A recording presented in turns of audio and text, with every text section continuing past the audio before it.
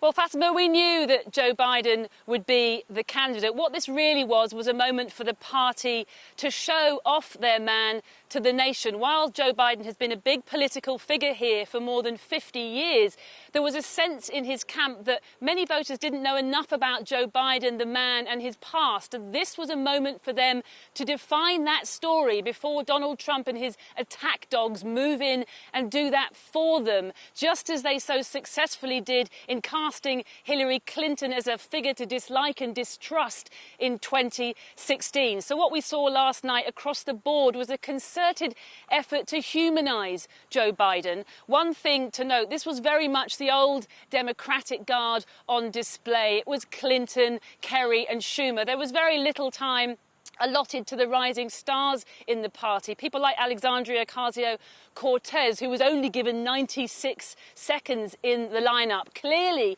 the Democrats have decided that at this time and with this president, it's not the moment to lurch to the left. Vice President Joe Biden has officially been nominated as our candidate for President of the United States. As Democrats joined with virtual cheers across America, Joe Biden officially became the party's presidential candidate. It wasn't with the usual fanfare, but the moment in a Delaware public school library alongside his wife and grandkids was nonetheless hugely significant. Thank you very, very much. From the bottom of my heart, thank you, thank you, thank you.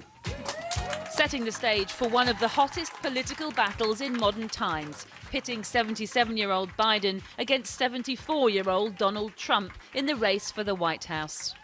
And 263 votes for our next president, Joe Biden! The roll call of votes typically held inside the convention centre was instead conducted remotely due to COVID, a quirky cross between a US virtual road trip. For our next president, Joe Biden. Joe Biden.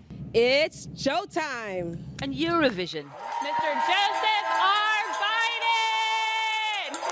With some seafood thrown in for good measure. The calamari comeback state of Rhode Island casts It shouldn't have worked, but it did, and cleverly cast the Democrats as the party of unity in contrast to Trump's division. This fight is personal. But the real business of the night was painting a picture of Joe, humanizing the man behind the mask, who the Democrats want voters to see as one of them.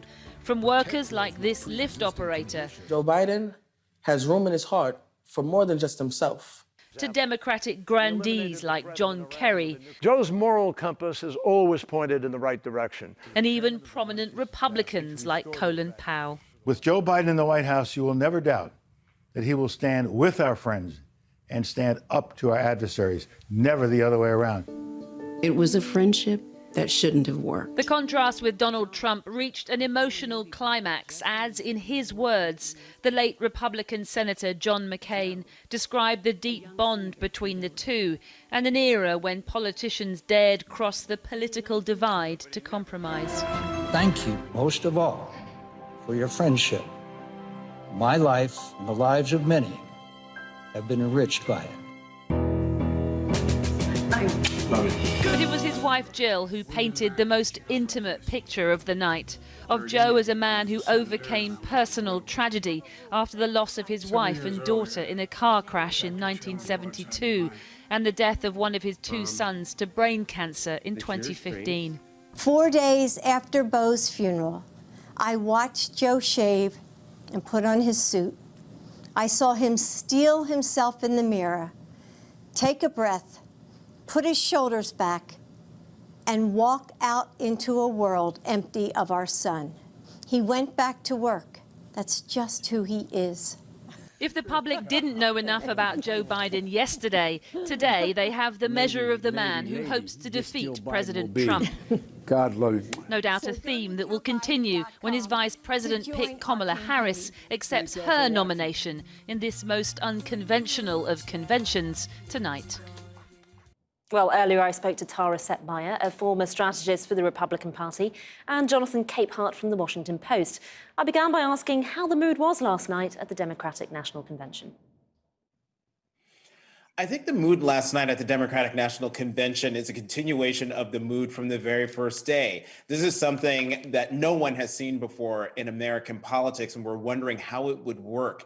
And I think the fact that there's no spectacle, there are no balloons, there are no noisemakers, there's no dancing delegates, there's nothing to distract the viewer from the action on the screen, and more importantly, the words. I think this convention is new, but it's also, I think, much more intimate. Will it generate enough enthusiasm for the Biden campaign, though? I think it's feeding into the enthusiasm.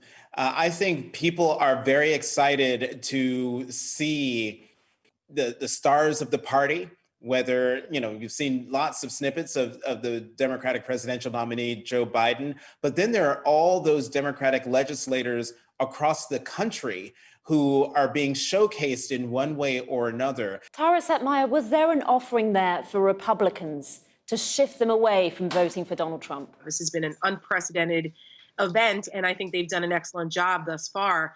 And one of the things that they've done very well is incorporate the bipartisan unity of concern for the future of this country by allowing Republican voices to be a part of this DNC. Democrats are offering a message of unification and showing that at this point, it's about country over party. And by bringing Republican voices like former Senator John Kasich, who was also a former Republican presidential candidate, Colin Powell, Christy Todd Whitman, the package with the late, great Senator John McCain. These are symbolic gestures showing the American people that it is not just about the divisive rhetoric and the tribalism that Donald Trump has been supporting during his presidency. It's about unifying the country and coming together with a message to move forward where we could heal. Well, Donald Trump may portray that as establishment Republicans ganging up with Democrats against him, and he's the one on the side of the American people. Well, I mean, he's tried that message for the last 4 years. And that was before he actually had a record to run on. There were Republicans who just could not bring themselves to vote for Hillary Clinton, despite their concerns about Donald Trump. I think many thought that he could rise to the occasion and the job would mature him. Clearly, we've seen that has not been the case. It's been a disaster. It's a failed presidency. People who are uncomfortable with the type of leadership that Donald Trump has offered, I think we'll find a different type of candidate and a different approach to it coming from the Democrats this time around. Jonathan Capehart, Donald Trump has said that Joe Biden is hiding in a basement in recent months. Do you think that attack will stick? The attack won't stick. One, because people will ask themselves, well, why is he in the basement like I am? Everyone knows why Vice President Biden has not been out on the campaign trail, because he's following the science. He's listening to doctors. He's listening to the medical professionals who are telling everyone to wear a mask, socially distance, avoid mass gatherings. And what we're seeing from the president is the opposite. A reluctance to wear a mask. His insistence upon having mass gatherings, which he did in Tulsa. I mean, Donald Trump has changed his mind on some of the science. He's been seen wearing a mask and so on. So he has actually changed and evolved along the way. Not really. You're talking about President Trump? Mm-hmm. No, I mean, he wore a mask once. Tara Setmeyer, how much of an anti-Trump feeling is there among committed Republicans? It's a bit tough to gauge. I mean, the president still, unfortunately, much to my chagrin, has considerable Republican support. It's still in the upper 80s, lower 90 percentile. But we don't really need that many Republicans to peel off from him to make a difference in this election. And it only requires a couple of percentage points in key swing states here in the United States, in Pennsylvania, Wisconsin, Michigan, Florida, Arizona, Georgia, places like that will make the difference. Jonathan Capehart, it wasn't that long ago that Democrats were excited about Hillary Clinton's campaign. That didn't quite turn out. How different do you think the strategy will be this time? Hillary Clinton had been in American public life for more than 3 decades. And with that came a lot of baggage that, some Democrats had problems with, but most definitely Republicans had problems with. Well, Joe Biden's been in office. But Joe Biden doesn't have the same baggage. as Hillary Clinton. As someone said here on American television a few days ago, Joe Biden is that public figure that the public doesn't really know. They've seen him, but they don't, and they like him, but they don't know him, and they don't know him in the way that they knew or thought they knew Hillary Clinton.